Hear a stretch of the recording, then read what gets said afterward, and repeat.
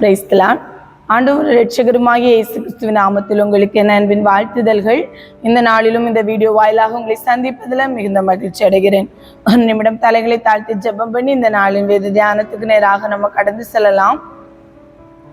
அன்புள்ள இயேசப்பா, இந்த நாளில் உம்முடைய பாதத்துல கடந்து வந்து உம்முடைய வேதத்தின் மகத்துவங்களை கற்றுக்கொள்ள என் தேவன் நீர் எங்களுக்கு பாராட்டின பெரிதான கிருபையை நினைத்து உமக்கு நன்றி செலுத்துகிறோம். ஆண்டவரே, நாங்கள் கற்றுக்கொள்கிற பாடங்கள் எங்களுக்கு பிரயோஜனமா இருக்க உதவி செய்யுங்க. நீங்க மகிமைப்படுங்க. உம்முடைய நாம மாத்திரம் எங்கள் மூலம் மகிமைப்படட்டும்.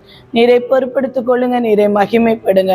மீட்பர் இயேசு கிறிஸ்துவின் நாமத்தில் ஜெபங்கேளும் நல்ல பிதாவே, ஆமென்.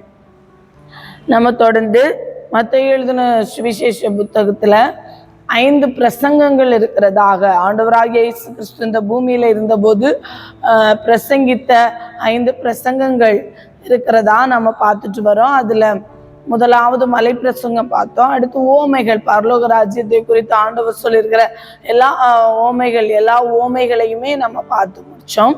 அப்புறம் ஆண்டவர் சீஷத்துவ ஊழியத்தையும் அந்த அழைப்பும், அவர் சீஷர்களை அனுப்பும் போது ஆண்டவர் சீஷர்களுக்கு போதித்து கொடுத்ததை போன வாரத்துல நம்ம தியானித்தோம். இந்த நாட்களிலே நம்ம 18ஆம் அதிகாரத்திலே ஆண்டவர் அடுத்த ஒரு பிரசங்கத்தை எழுதி வைத்திருக்கிறார். சபைக்கும் பரலோக ராஜ்யத்துக்குமான ஒரு தொடர்பு, ஒரு உறவு என்ன, சபைக்கும் பரலோக ராஜ்யத்துக்குமான உறவு என்ன என்பதை குறித்து ஆண்டவர் இந்த 18ஆம் அதிகாரத்துல எழுதி வைத்திருக்கிறதை நம்ம பார்க்க முடியும். அதை தான் தியானிக்க போகிறோம். இன்னும் ஒரு பிரசங்கம் இருக்கிறது. 24, 25 அதிகாரங்களிலே ஒலிவமலை, இயேசுவின் ஒலிவமலை பிரசங்கம் என்று சொல்லப்படுகிற கடைசி கால செய்திகள் அடங்கின ஒரு பிரசங்கம் இருக்கிறது. அதை நம்ம அடுத்த வாரத்துல தியானிக்கலாம். இந்த நாளிலே நம்ம எதை தியானிக்க போறோம்னா, மத்தேயு 18ஆம் அதிகாரத்துல சொல்லப்பட்டுள்ள சபைக்கும் பரலோக ராஜ்யத்துக்குமான ஒரு உறவை குறித்து தான் நம்ம தியானிக்க போகிறோம். முதலாவது 18ஆம் அதிகாரம் 1 to 5 வரை உள்ள வசனத்திலே பரலோக ராஜ்யத்தில் யார் பெரியவன் அப்படிங்கிற ஒரு தலைப்பில், பெரியவன் என்கிறதான தலைப்பை அந்த 1 to 5 வரை உள்ள வசனங்களுக்கு நம்ம கொடுக்கலாம். எனது அவ்வேளையிலே சீசர் இயேசுவிடத்தில் பரலோக ராஜ்யத்தில் எவன் பெரியவனா இருப்பான் என்று கேட்டார்கள்.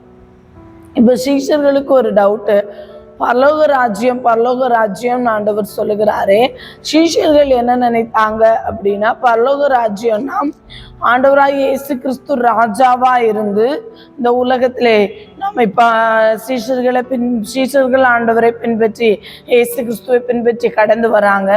அப்புறம் கொஞ்ச நாள்லயே அவர் என்ன செய்வார், ராஜாவாக வீற்றிருப்பார். யூதர்களுக்கு இஸ்ரவேலிலே அவர் ராஜாவாக வீற்றிருப்பார். அப்படி ராஜாவாக வீற்றிருந்து ஒரு ராஜ்யத்தை ஸ்தாபிப்பார். அதுதான் பரலோக ராஜ்யம் அப்படின்னு சொல்லி சீஷர்கள் எண்ணிக்கொண்டிருந்தார்கள்.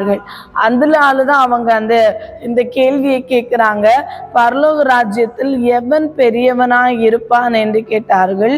இயேசு ஒரு பிள்ளையை தம்மிடத்தில் அளித்து அதை அவர்கள் நடுவே நிறுத்தி, நீங்கள் மனம் திரும்பி பிள்ளைகளை போல் ஆகாவிட்டால் பரலோக ராஜ்யத்தில் பிரவேசிக்க மாட்டீர்கள் என்று மெய்யாகவே உங்களுக்கு சொல்லுகிறேன். ஆகையால் இந்த பிள்ளையை போல தன்னை தாழ்த்துகிறவன் எவனோ அவனே பரலோக ராஜ்யத்தில் பெரியவனாயிருப்பான். இப்படிப்பட்ட ஒரு பிள்ளையை என் நாமத்தின் நிமித்தம் ஏற்றுக்கொள்ளுகிறவன் என்னை ஏற்றுக்கொள்ளுகிறான் சொல்லி ஆண்டவர் சொன்னதை பார்க்க முடியும். நம்ம இந்த ஆண்டவராய் இயேசு கிறிஸ்துவின் போதனையை பார்க்கும்போது நம்ம உலகத்தின் போதனைகளுக்கும் நம்முடைய சிந்தனைகளுக்கும் எப்பவுமே நேர்மறையானதா தான் காணப்படும். அதுதான் லூக்கா 16ஆம் அதிகாரம் 15வது வசனத்திலே, மனுஷருக்குள்ளே மேன்மையாக எண்ணப்படுகிறது தேவனுக்கு முன்பாக அருவருப்பா இருக்கிறது. மனுஷன் இந்த காரியங்கள் எல்லாம் மேன்மையானது, இதெல்லாம் ஒருத்தர்கிட்ட இந்தந்த கேட்டகரிஸ் இருந்தா அவர்கள் மேன்மையானவர்கள் அப்படின்னு சொல்லி மனுஷர் எண்ணும் போது ஆண்டவர் அதை அருவருப்பாய் எண்ணுகிறத பார்க்க முடியும். கலாத்தியர் 5ஆம் அதிகாரம் 17வது வசனத்திலே, உலகமானது தேவனுடைய ராஜ்யத்திற்கு எதிரடையானது, உலகம் தேவனை எதிர்க்கிறது, மாம்சம் ஆவிக்கு விரோதமானது அப்படின்னு சொல்லி ஆண்டவர் சொல்லுகிறதை பார்க்க முடியும். அப்போ ஆண்டவருடைய போதனை பரலோக ராஜ்யத்தை குறித்து நாம் எண்ணுகிறதும் ஆண்டவர் எண்ணுகிறதும் எதிரடையாய் காணப்படுகிறத நம்ம பார்க்க முடியும். இதே காரியத்தை மார்க்கு எழுதும் போது, மார்க்கு 9ஆம் அதிகாரம் 35வது வசனத்துல மார்க் 9:35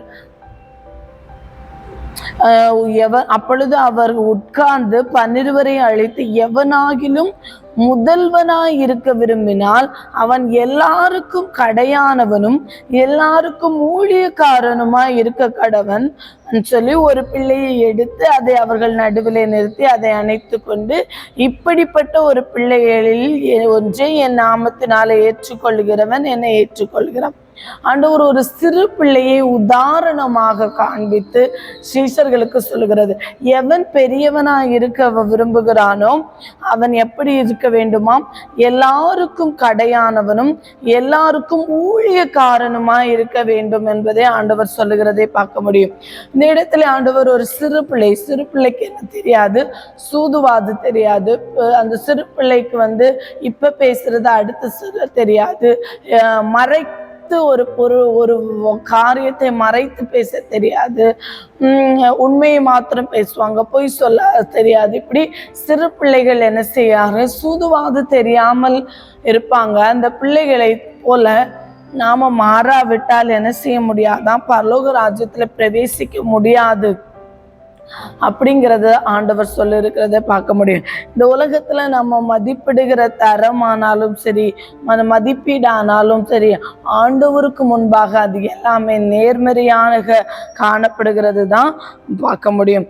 ஆண்டவர் தான் சொல்லுகிறார், சிலுவை பிலிப்பியர் 2:5-8 வரை உள்ள வசனங்களை பார்க்கும்போது ஆண்டவராகிய இயேசு கிறிஸ்து இந்த உலகத்துல வாழ்ந்த போது சிலுவையின் மரண பரியந்தம் நம்மை தாழ்த்தினார். அப்போ நாம் நம்மை தாழ்த்தி ஆண்டவருடைய சமூகத்திலே தாழ்மை உள்ளவர்களாக எல்லாருக்கும் கடையாகவும் பரலோக ராஜ்யத்துல பெரியவனா இருக்க வேண்டாம், ஊழியக்காரமா இருக்கும்போது ஆண்டவர் நம்மை பெரியவராக பார்க்கறத நம்ம பார்க்க முடியும்.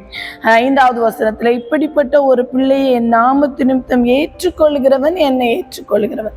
இப்படி ஆண்டவருக்கு ஊழியக்காரனாக எல்லாவற்றுக்கும் தன்னை தாழ்த்தி அதாவது ஒரு ஊழியக்காரனா இருக்கிறவனை ஏற்றுக்கொள்ளுகிறவன் என்ன செய்கிறாராம்? என்னை ஏற்றுக்கொள்ளுகிறான்.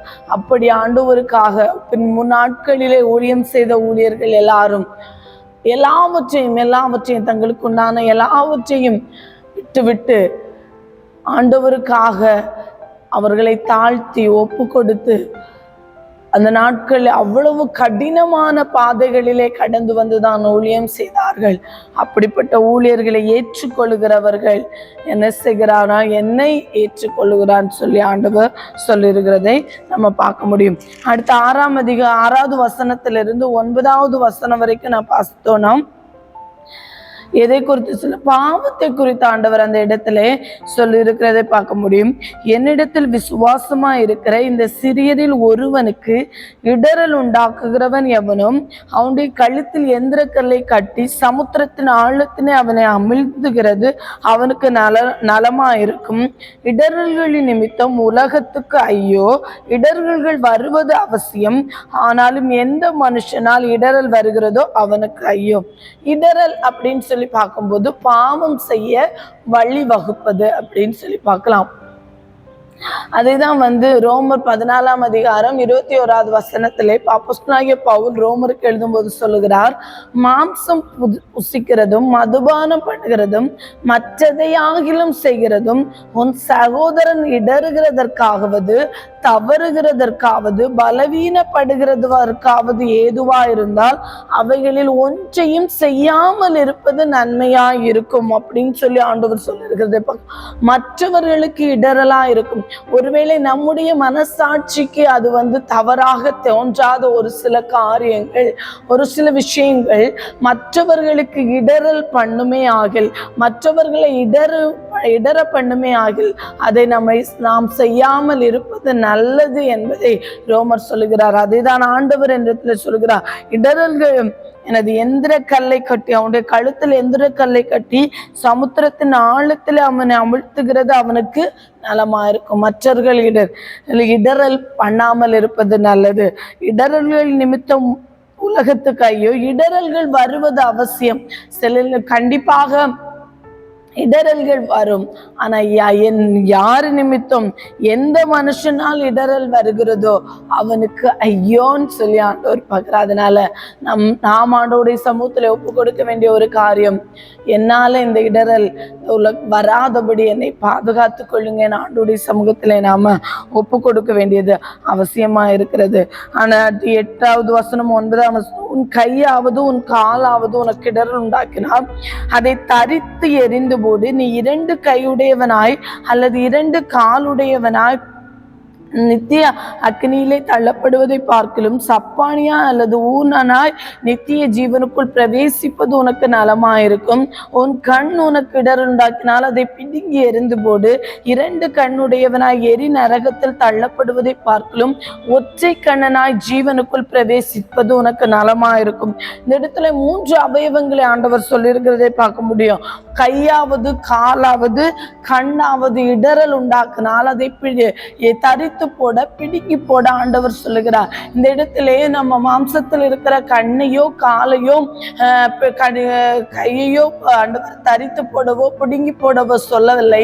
ஆண்டவர் சொல்லுகிற காரியம், அப்படி ஒரு கையை தரித்து போட்டால் எவ்வளவு வேதனை வருமோ அவ்வளவு வேதனை வந்தாலும் பரவாயில்லை, இருதயத்திலே அந்த பாவத்தை ஆண்டவர் நம்முடைய வாழ்க்கையிலே எடுத்து போட ஆண்டவர் சொல்லுகிறதை பார்க்க முடியும். எவ்வளவு ஒரு நமக்கு ஒரு கையையோ இல்ல ஒரு கண்ணையோ, கண்ணில் ஒரு தூசிப்பட்டா கூட நமக்கு எவ்வளவு வலி வருகிறது. அவ்வளவு வேதனையை சகித்தாவது, அவ்வளவு வலியை சகித்தாவது பாவத்திலிருந்து விடுபட ஆண்டவர் சொல்லுகிறதை பார்க்க முடியும். அப்படி பாவத்தோடு ஏறி நரகத்துக்கு போவதை பார்க்கலும் நாம என்ன செய்வோம்டா, ஒற்றை கண்ணாக வேதனையை அனுபவித்தாவது பரலோக ராஜ்யத்துக்கு போவது நலமா இருக்கும் என்பதை தான் ஆண்டவர் சொல்லுகிறதை பார்க்க முடியும். ரோமர் 8ஆம் அதிகாரம் 13வது வசனத்தில் சொல்லப்பட்டிருக்கும், மாம்சத்தின்படி பிழைத்தால் சாவீர்கள், ஆவியினாலே சரீரத்தின் செய்கைகளை அழித்தால் பிழைப்பீர்கள் சொல்லியிருக்கிறதை பார்க்க முடியும். ஆண்டவர் நமக்கு கொடுத்த ஆவியினாலே சரீரத்தில் இருக்கிற பாவத்தின் செய்கைகளை அழிக்க ஆண்டவர் நமக்கு கிருபை தருவாராக. அப்படிப்பட்ட ஒரு போதனையை தான் ஆண்டவர் இந்த இடத்திலே சொல்லுகிறதை பார்க்க முடியும். வெளிப்படுத்தல் 21ஆம் அதிகாரம் 27வது வசனத்திலே, தீட்டுள்ளதும் அருவருப்பையும் பொய்யையும் நடப்புகிறதும் ஆகிய ஒன்றும் அதில் பிரவேசிப்பதில்லை, ஆட்டுக்குட்டியானவரின் ஜீவ புஸ்தகத்தில் எழுதப்பட்டவர்கள் மாத்திரம் அதில் பிரவேசிப்பார்கள். ஆட்டுக்குட்டியானவரின் ஜீவ புஸ்தகத்திலே பெயர் எழுதப்படுவதற்காக நாம் எவ்வளவு பாடுகளை வேண்டுமானாலும் எவ்வளவு வேதனைகளை வேண்டுமானாலும் இந்த நாட்களில் சகிக்க ஆண்டவர் நமக்கு கிருபை தருவராக. கையையும் காலையும் வெட்டி போட்டால் எவ்வளவு வலி வருமோ, எவ்வளவு வேதனையா இருக்குமோ, எவ்வளவு கஷ்டமா இருக்குமோ, அவ்வளவு பிரயாசப்பட்டாவது, அவ்வளவு வேதனைகளை அனுபவித்தாவது நம்முடைய இருதயத்தில் இருக்கிற பாவத்தின் கிரியைகளை, பாவத்தின் செய்கைகளை எடுத்து போட ஆண்டவர் இந்த இடத்துல சொல்லுகிறதை பார்க்க முடியும். அடுத்ததாக 18ஆம் அதிகாரம் 10 முதல் 14 வரை உள்ள வசனத்திலே அங்கே காணாமற் போன ஆட்டுக்குட்டியின் ஓமையை குறித்து சொல்லப்பட்டிருக்கிறதை பார்க்க முடியும். அல்ல 10வது வசனத்திலே, இந்த சிறியரில் ஒருவனையும் அற்பமாய் எண்ணாதபடிக்கு எச்சரிக்கையாயிருங்கள், அவர்களுக்குரிய தேவதூதர்கள் பரலோகத்தில் என் பரமபிதாவின் சமூகத்தை எப்பொழுதும் தரிசிக்கிறார்கள் என்று உங்களுக்கு சொல்கிறேன். இந்த சிறியரில் சொல்லி இப்ப சொல்லப்பட்டிருக்கிறது. இந்த இது 5வது வசனத்துல சொல்லப்பட்டிருக்கிறது, இப்படிப்பட்ட ஒரு பிள்ளையை, அதாவது சிறு பிள்ளையை போல தன்னைத்தானே தாழ்த்தி ஆண்டவருக்காக நிற்கிற ஒரு மனிதனை தான் இந்த இடத்துல இந்த சிறியரில் அப்படின்னு சொல்லி ஆண்டவர் சொல்லியிருக்கிறதை பார்க்க முடியும். அப்படி ஆண்டவருக்காக எல்லாவற்றையும் விட்டு வைராக்கியமாய் நிற்கிற ஒருவரையும் அற்பமாய் எண்ணாதிரபடிக்கு எச்சரிக்கையாயிருங்கள், அவர்களுக்குரிய தேவதூதர்கள் அவர்களுக்கு என் பரமபிதாவின் சமூகத்தை எப்பொழுதும் தரிசிக்கிறார்கள். இந்த வசனத்திலிருந்து பார்க்கும்போது ஆண்டவர் ஒவ்வொருத்தருக்கும் ஆண்டவராய் இயேசு கிறிஸ்துவை ஏற்றுக்கொண்டு அவருக்காக வாழ பிரயாசப்படுகிற அந்த பரலோக ராஜ்யத்திலே அங்கத்தினர்களாய் சேர்க்கப்பட்ட ஒவ்வொருவருக்கும் ஆண்டவர் ஆண்டவர் ஒவ்வொரு தேவ தூதர்களை தந்திருக்கிறதாக நம்ம பார்க்க முடியும். அதேதான் சங்கீதம் 91:11 உன் வழிகளில் எல்லாம் உன்னை காக்கும்படி உனக்காக தம்முடைய தூதர்களுக்கு கட்டளையிடுவார். அப்போ ஆண்டவர் என்ன செய்வாராம்? நம்முடைய வழிகளில் எல்லாம் நம்மை பாதுகாக்கும்படியாக நமக்காக ஒரு தூதரை ஆண்டவர் வைத்திருக்கிறார். நம்மை பாதுகாக்கும்படியாக அந்த தூதர்களுக்கு கட்டளையிடுகிறதை பார்க்க முடியும். அதுதான் அப்போஸ்தலர் 12:15 அதாவது அந்த பேதுரு சிறைசாலையில இருக்கும்போது தேவதூதன் வந்து அவரை என்ன செய்கிறார்? கட்டவிழ்த்து அவரை கொண்டு வந்து வருகிறார், விடுகிறார். அவர் தேவாலயத்துக்கு கடந்து வந்து தேவாலயத்திலே ஜபாலயத்திலே எல்லாரும் கூடி ஜெபித்து கொண்டிருக்கும் போது பேதுரு வந்து தட்டுகிறார். அப்போ ரோதை என்கிறதான அந்த சிறு பெண் நம்ம பேதுரு ஐயா தான் வந்திருக்காரு அப்படின்னு சொல்லும் போது எல்லாரும் என்ன சொல்றாங்க? அவர் வர்றதுக்கு வாய்ப்பே இல்லை, நீ பிதற்றுகிறாய், அவருடைய தூதனாய் இருக்கலாம் அப்படின்னு சொல்லுகிறதை பார்க்க முடியும். அதுல இருந்தெல்லாம் நான் பார்க்கும்போது என்ன செய்கிறான்? ஆண்டவர் நமக்காக ஒரு தூதரை வைத்திருக்கிறதை பார்க்க முடியும். எபிரேயர் 1:17 தூதர்களை குறித்து பணிவிடை ஆவிகள் என்று சொல்லப்பட்டிருக்கிறதை பார்க்க முடியும். அப்படி பார்க்கும்போது ஆண்டவர் நமக்காக, எனக்காக ஒரு தூதனை ஆண்டவர் என்னை பாதுகாக்கும்படியாக, எனக்கு பணிவிடை செய்யும்படியாக எனக்காக ஆண்டவர் என்ன செய்திருக்கிறார் என்றால் ஒரு தூதனை ஆண்டவர் வைத்திருக்கிறார் என்பதை இந்த வசனத்திலிருந்து நாம் கண்டுகொள்ள முடிகிறதை பார்க்க முடியும். அடுத்ததாக 11வது வருஷத்திலே மனுஷகுமாரன் கெட்டு போனதை ரட்சிக்க வந்தார். இந்த உலகத்திலே கெட்டு போய் அழிந்து போய் நரக ஆக்கினைக்கு ஒப்பு கொடுக்கப்பட்ட ஒவ்வொன்றையும் ரட்சிக்கப்படும்படியாக ஆண்டவர் வந்தார். இதற்கு பெஸ்ட் எக்ஸாம்பிளாக நம்ம சகேயுவை எடுத்துக்கொள்ளலாம். ஆயக்காரனாகிய சகையோ எல்லாராலும் வெறுக்கப்பட்டவர், வரி வசூலிக்கிறவர்கள் அந்த நாட்களிலே ரொம்ப கொடுமையாக ஜனங்களை நடத்துவார்களாம், அநியாயமாய் வரி வசூலிப்பார்களாம். அதனாலே அந்த நாட்களிலே இந்த சகைவு போன்ற ஆயக்காரர்கள் என்ன செய்யப்பட்டார்கள்? மனுஷரால் புறக்கணிக்கப்பட்டார்கள், பாவிகளாக கருதப்பட்டார்கள். அப்படிப்பட்ட கெட்டு போனதை ரட்சிக்கும்படியாக ஆண்டவர் என்ன செய்கிறார்? இந்த உலகத்துக்கு வந்தார். அதை குறித்து தான் 12-14 வரையிலும் ஆண்டவர் ஓமையாக 100 ஆடுகள் வைத்திருந்த மேய்ப்பனுக்கு 99 ஆடுகள் சேஃபா இருக்கிற ஆடை போர்களும் வழி விலகி போன சிதறி போன ஒரு ஆட்டை தேடி எப்படி மேய்ப்பன் கடந்து போவானோ அதே போல ஆண்டவராகிய இயேசு கிறிஸ்துவும் ஆண்டவரை விட்டு பின்வாங்கி போகும்போதும் நம்மை தேடி வந்து நம்மை அணைத்து கொண்டு மார்பிளை சேர்த்து அணைத்து கொள்கிற அந்த நல்ல தெய்வத்தை தான் நாம் ஆராய்ந்து கொண்டிருக்கிறோம். அதை தான் 14வது வசனத்திலே இந்த சிறியரில் ஒருவனாகிலும் கெட்டு போவது பரலோகத்தில் இருக்கிற உங்கள் பிதாவின் சித்தம் அல்ல. ஆண்டவர் நம்மை கெட்டு போகிறதுக்கு நம்மை ஒருபோதும் ஒப்பு கொடுக்கிற தேவன் அல்ல என்பதை தான் நாம் இந்த வசனங்களே பார்க்கும்போது முடியும். அடுத்ததாக 15-20 வரை உள்ள வசனத்திலே உனக்கு விரோதமாய் குற்றம் செய்யும் சகோதரனை குறித்து சொல்லப்பட்டிருக்கிறதை பார்க்க முடியும். ஒரு சகோதரன் நமக்கு விரோதமாய், நம்முடைய ஆலயத்தில் இருக்கிற சகோதரர்களா இருந்தாலும் சரி, யாரா இருந்தாலும், அதாவது இந்த இடத்திலே சபையை குறித்து தான், நம்முடைய திருச்சபையை நாம் கூடி ஆராதிக்கிறோமே அந்த சபையை குறித்து தான் ஆண்டவர் இந்த இடத்துல சொல்லி இருக்கிறதை பார்க்க முடியும். நமக்கு விரோதமாய் எழும்புகிற சகோதரன் ஒருவர் நமக்கு விரோதமாய் குற்றம் செய்தால் நாம் சபையில எப்படி செய்ய வேண்டும் செய்யும் கூட சொல்லி ஆண்டவர் சொல்லுகிறதை பார்க்க முடியும். இந்த இடத்திலே நமக்கு விரோதமாய் குற்றம் செய்கிற சகோதரனை முதலாவது நம்ம என்ன செய்யக்கூடாதாம்? கோபத்துடன் அவனிடத்துல என்ன செய்யக்கூடாது? ஒரு தவறு நமக்கு விரோதமாக நம்முடைய சகோதரர்கள் யாராவது செய்து விட்டால் நம்ம என்ன செய்யக்கூடாதாம்? கோபத்துடன் அவர்களுடன் செல்லக்கூடாது. கோபத்தினால என்ன செய்ய முடியாது? யாரையும் நாம் ஆதாயப்படுத்த முடியாது. 1 பேதுரு 4:8 வசனத்துல சொல்லப்பட்டிருக்குது, அன்பு திரளான பாவங்களை மூடும். அதனால நமக்கு விரோதமாக விரோதமாக யாராவது குற்றம் செய்திருந்தால் நம் கோபத்தோடு அவர்களை அணுகாதபடி நம்ம ஆண்டவர் நம்மை பாதுகாப்பராக. அதுக்கப்புறம் நாம அவங்க கிட்ட போய் பேசும்போது கசப்பை வைத்திருக்காதபடி, நம்ம உள்ளத்துல ஒன்று கசப்பை வைத்து கொண்டு அவர்களிடத்துல நாம் போய் பேசாதபடி, ஒளிவு மறைவின்றி நம்ம அவங்களால எவ்வளவு காயப்பட்டிருக்கும் என்பதை நம்ம எடுத்து சொல்ல. முதலாவது அந்த இடத்துல சொல்லப்பட்டிருக்கும் போது, நீயும் அவனும் தனித்திருக்கையில் அவன் குற்றத்தை உணர்த்து அப்படின்னு சொல்லி ஆண்டவர் சொல்லி இருக்கிறார். அப்படி நம்ம குற்றத்தை உணர்த்தும் போது, கோபத்தோடு அவரிடத்துல அணுகும் போது நாம என்ன செய்ய முடியாது, அவர்களை வசப்படுத்தி கொள்ள, அவங்களுடைய தவறை புரிய வைக்க முடியாது. இன்னொன்று, நம்முடைய இருதயத்துல ஒரு கசப்பை வைத்து கொண்டு வெளிப்பிரகாரமாய் பேசும் போதும் நம்ம என்ன செய்ய முடியாது, அவர்களை வசப்படுத்தி கொள்ள முடியாது. ஒளிவு மறைவின்றி நமக்கு அவர்களினால நமக்கு ஏற்பட்ட காயத்தை வெளிப்படுத்த ஆண்டவர் சொல்லுகிறதை பார்க்க முடியும். இன்னொன்று, முதலாவது நமக்கு விரோதமாய் செய்த சகோதரர்களுடைய குற்றத்தை வேறு யாரிடமும் சொல்லாதபடி நாம நீயும் அவனும் தனித்திருக்கையில் அவன் குற்றத்தை அவனுக்கு உணர்த்து ஆண்டவர் சொல்லியிருக்கிறார். முதலாவது, தனிமையால இந்த காரியம் செய்தது எனக்கு ரொம்ப வேதனையா இருந்தது, கஷ்டமா இருந்தது என்பதை உணர்த்தும்படியாக ஆண்டவர் சொல்லுகிறதை பார்க்க முடியும்.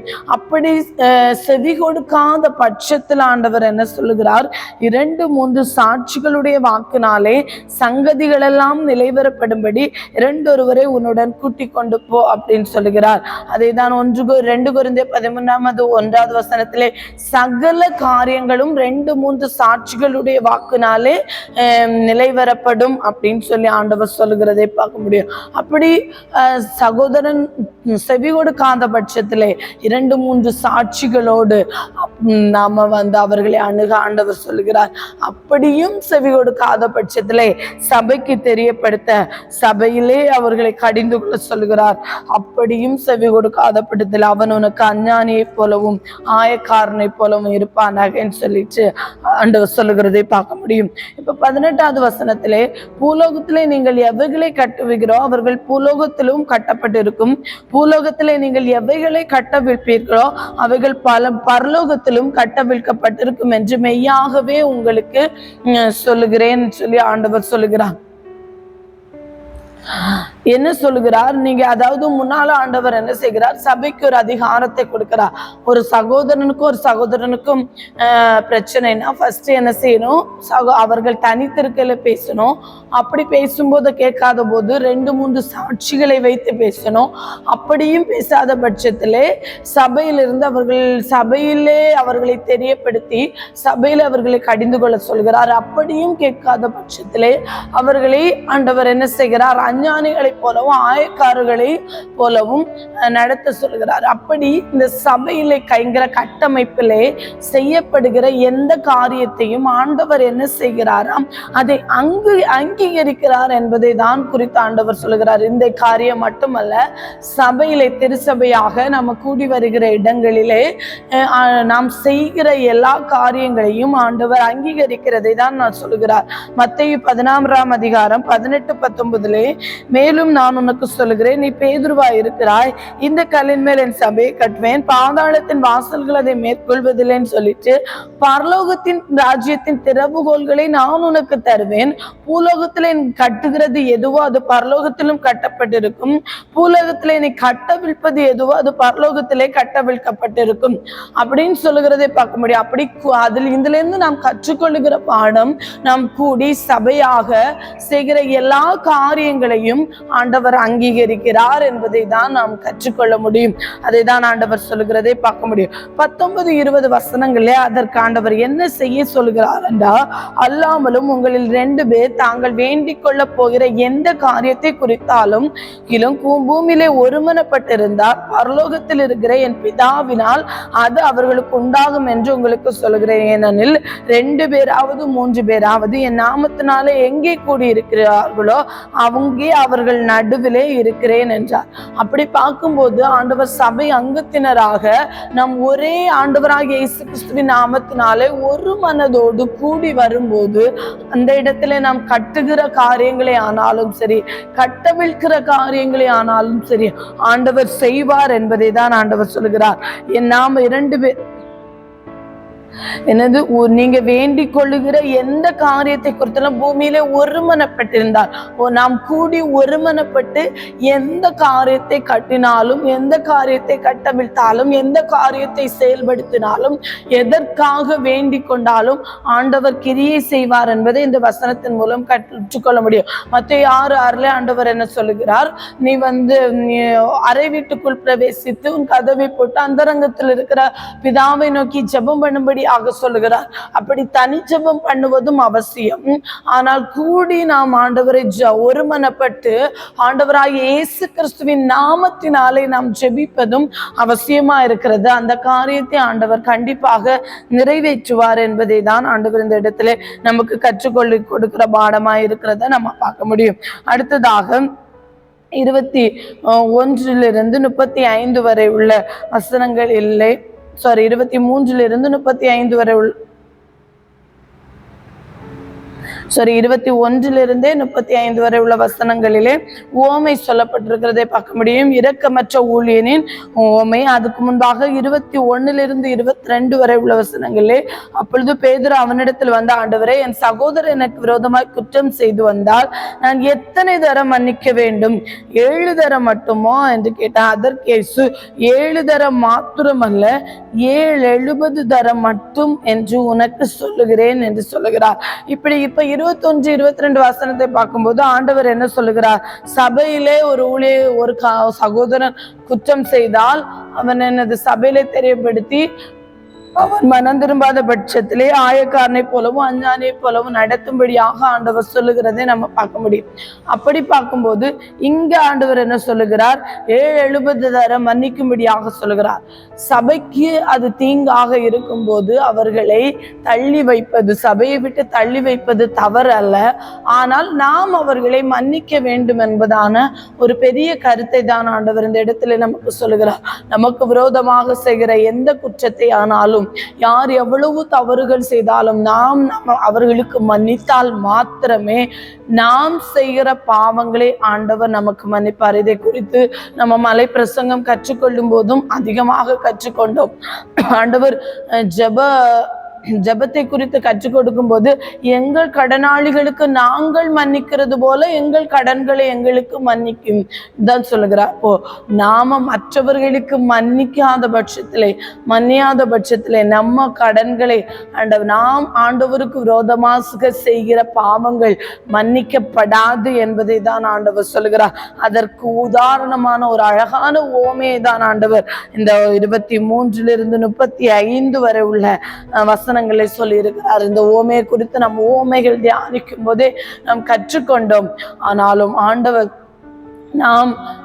ஆண்டவர் சபைக்கும் பரலோக ராஜ்யத்துக்குமான ஒரு தொடர்பு என்ன அப்படிங்கிறத ஆண்டவர் அழகாக கற்றுக் கொடுத்து கொண்டு வருகிறதை பார்க்க முடியும். முதலாவது, பரலோக ராஜ்யத்துல பெரியவனா இருக்க வேணும்னா நம்ம தாழ்த்தி தான் ஆக வேண்டும். தாழ்மை உள்ளவர்களுக்கு கிருபை அளிக்கிற கர்த்தர் தாழ்மையோடு இருந்து நம்ம இந்த உலகத்துல பெரியவர்களாக இருக்க விரும்பினால் பரலோக ராஜ்யத்துல பெரியவர்களாக இருக்க முடியாது என்பதை ஒரு அழகான கருத்தை ஆண்டவர் நமக்கு கற்றுக் கொடுக்கிறார். 2, பாவம் செய்யக்கூடாது. பாவத்தினால நாம என்ன செய்ய முடியாது? ஆண்டவரை பாவம் செய்யும்னால நம்ம பரலோக ராஜ்யத்துக்குள்ள பிரவேசிக்க முடியாது. 3வதாக, சிறியரில் யாரையும் அற்பமாய் எண்ணாதபடிக்கு ஆண்டவர் என்ன செய்கிறார்? நம் தவறி போகும்போது ஆண்டவர் நம்மை தேடி வருகிற நல்ல தகப்பனா இருக்கிறதை பார்க்க முடியும். நம்முடைய சகோதரன் நமக்கு விரோதமாய் செய்கிற பாவங்களை நாம் மன்னிக்கும்படியாக ஆண்டவர் சொல்லுகிறதை நாம பார்க்க முடியும். அடுத்ததாக 7 தரம் மாத்திரமல்ல, 770 தரம் மன்னிக்கும்படியான ஒரு ஓமையை கூறி இந்த அதிகாரத்தை ஆண்டவர் முடிக்கிறதை நம்ம பார்க்க முடியும். ஆண்டவர் ஒரு அழகான சத்தியத்தை நமக்கு கற்றுக் கொடுத்திருக்கிறார். தொடர்ந்துள்ள நாட்களிலே நம்ம அடுத்த வாரத்திலே கடைசி கால செய்தி என்பதான அந்த ஒலிவமலை பிரசங்கத்தை குறித்து நம்ம தியானித்து இந்த மத்தேயு சுவிசேஷ புத்தகத்தை நம்ம நிறைவு செய்யலாம். கர்த்தர் நம்மை ஆசீர்வதிப்பாராக. ஒரு நிமிடம் தலைகளை தாழ்த்தி ஜெபிக்கலாம். அன்புள்ள இயேசுப்பா, இந்த நாளில் உம்முடைய பாதத்துல கடந்து வந்து உம்முடைய வேதத்தின் மகத்துவங்களை கற்றுக்கொள்ள உதவி செய்தீர். அதற்காக நன்றி ஆண்டவரே. அப்பா, தொடர்ந்துள்ள நாட்களிலும் ஆண்டவரே இதை பார்க்கிற தம்முடைய மக்களுக்கு இது பிரயோஜனமா இருக்க உதவி செய்யுங்க. உடைய நாம மாத்திரம் எங்கள் மூலம் மகிமைப்படட்டும்.